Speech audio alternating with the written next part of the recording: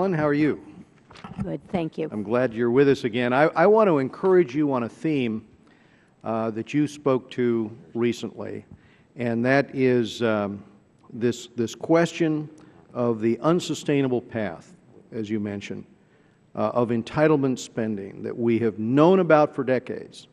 And there's a new Congressional Budget Office report that just came out, and it releases new numbers. It says that the long-term debt will equal 100% of the overall economy within 25 years.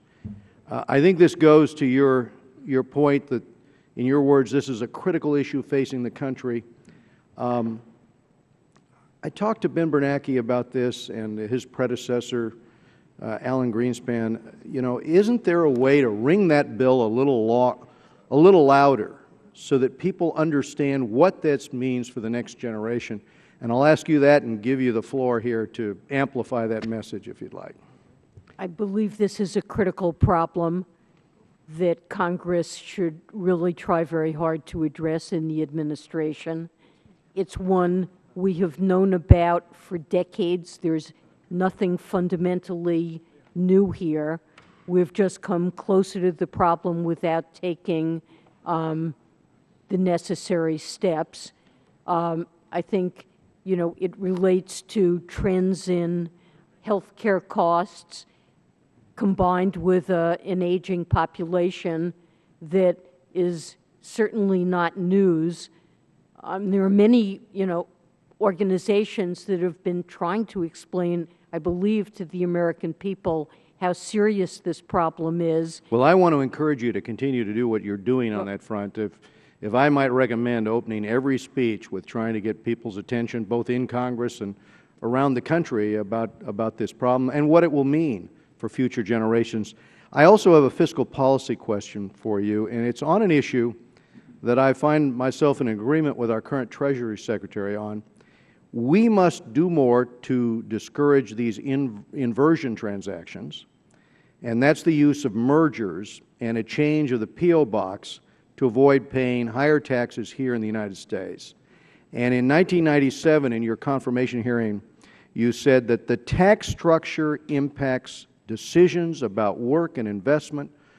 Other things equal, lower taxes are better than higher taxes. I'm wondering on the corporate tax part of this, if you've looked at this issue of inversion or if you have been involved in any conversations about the impact of our current tax system and relatively high marginal corporate tax rates on job loss.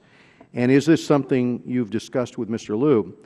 And on comprehensive tax reform, including a reduction of U.S. corporate tax rates, that's one possible solution, right, to this problem. I wish we had, as you say, I wish we had more than a letter from the Treasury Secretary calling for, you know, the words here that he used was a new sense of economic patriotism. We're going to need more than that new sense of economic patriotism.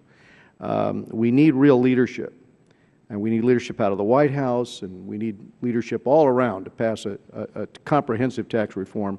Only Reagan made it possible in 1986, in my view, and he did that in engagement with Tip O'Neill, right? And only an engaged president will make it possible today. But could you speak to this inversion issue and what we might be able to do? Well, I'm sorry to say this is an issue. While I'm aware of it, I'm not an expert on it. And it's a complex set of issues. And I think it's entirely appropriate for the Congress and the administration to frame policy to deal with it. But I don't think it's appropriate for me to give specific advice about how I understand that, but we are going to continue to lose ground in terms of, you know, economic productivity that you've spoken to in the country. If companies continue to change their domicile, we're going to lose receipts, we're going to lose jobs. All of that's going to compound that problem that we spoke to earlier, which is, you know, now the long-term debt equals 100% of the overall economy 25 years from now under current trajectory. So if we want to change the trajectory, you know, we've got to do something, in my view, about this problem as well.